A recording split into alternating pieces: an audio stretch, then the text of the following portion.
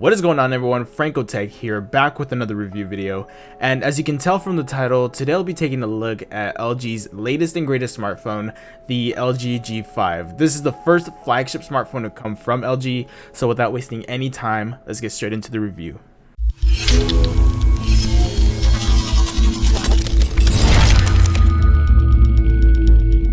Coming from last year's G4 and even the V10, the LG G5 is a whole new concept that many of us might not be used to.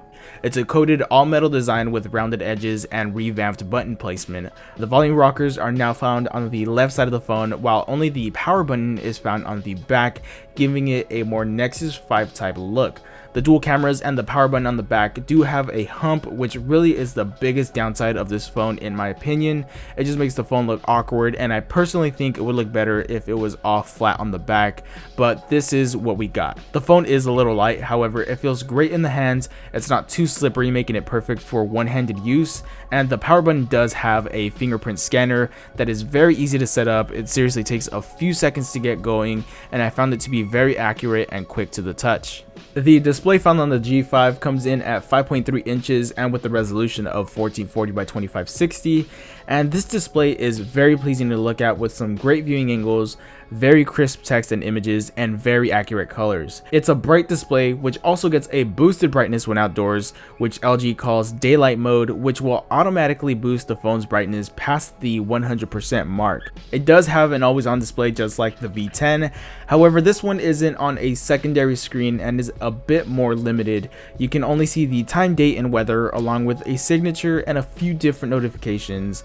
I did find it to be pretty dim, so stepping outside into broad daylight made it pretty much impossible to see, but of course this feature can be disabled if you don't see yourself using it, and if you do decide to use it, don't worry, this will not make a noticeable difference in battery life. The display itself is paired with a single downward facing speaker, which was actually very impressive for its small size. It has clear audio and actually gets really loud, making my video watching experience very pleasing. It's no boom sound, but I will say this is one of the best downward facing speakers that I've come across in a while. Now, the biggest change and most talked about feature with the G5 is the fact that it is modular, which is one of the most innovative features to come from a smartphone company in a while.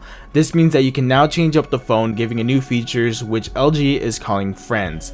And unfortunately, I currently don't have any of these modular features with me to review, so I can't really give a review based on that. However, I can tell you that there are a few different options to choose from, some connecting directly into the G5, others connecting via Bluetooth. So the current options to choose from range from a 360 cam to a VR headset and a Cam Plus add-on.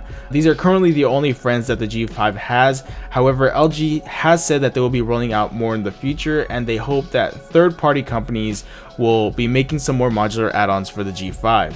Now, the main problem I have with this is that we don't know how much support the G5 will be getting. It can end here with just these few amount of add-ons and the few more that LG should be bringing in the future, or it can expand to a whole new market, but the only way we'll be able to find out is if we wait and see.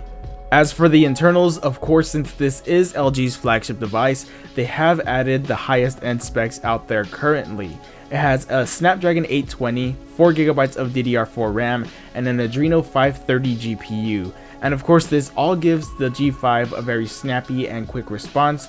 And coming from the V10, there is a noticeable difference in speed with the G5.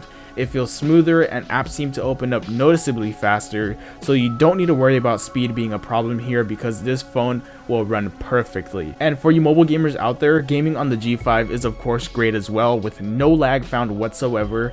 However, after a few minutes of intensive usage, it does heat up a bit, which isn't much to worry about, but it is an annoyance. As for storage, it does come with 32GB of internal storage, which of course can be expanded up to 2TB of storage, which is plenty in my opinion. For the software, LG has also made a pretty big change by completely getting rid of the app drawer, which gives the phone a more iOS feel.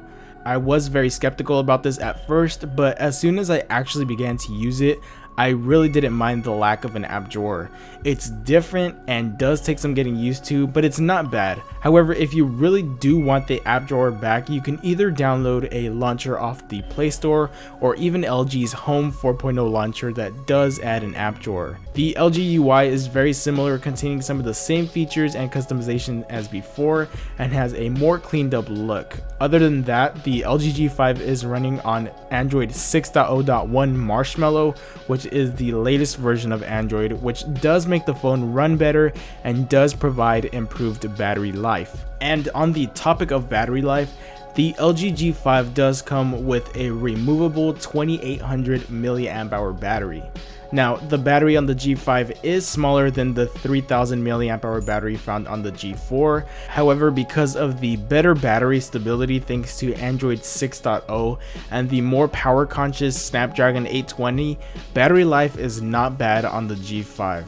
It's not the best battery life out there. I typically got around 3.5 hours of screen on time, but it easily got me through the day. The G5 does come with a USB Type-C port and Quick Charge 3.0, which does charge the phone up to 50% in about 30 minutes, which I can confirm is accurate. The main thing that LG has been doing right for the past few years is their amazing cameras. The camera on the G5 is the same camera that you'll find on the G4 and even on the V10, and that's a good thing because this camera is already one of the best cameras out there on any smartphone.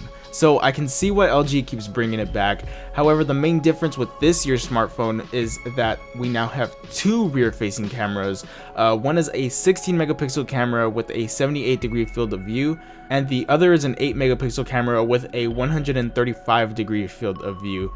And let me tell you that this camera is so awesome and so much fun to play with. You can fit so much into the pictures, and it really gives them a GoPro type of effect. The picture quality is of course really great for both cameras, both providing excellent color reproduction, very detailed images, and just overall really great results. They both do have optical image stabilization, which is great, and they both do record in 4K. Really, there is no complaints coming from me for this camera. Everything is great, and I'm sure many will love it. Same goes for the front-facing camera. Now, there are a couple new features here on the G5, like multitask view recording, which lets you use all three cameras at the same time, which is pretty cool to use. And then there's also snap video, which allows you to create small clips and mesh them all together, which I really didn't see any use for.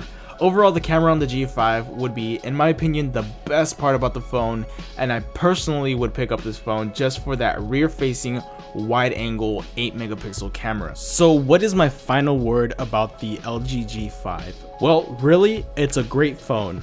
It's different and it's something new for all of us, but it still runs great and has a great camera and can do a lot. The biggest downside, in my opinion, would have to be the look, and that might be one of the main reasons why someone might not pick up the LG G5.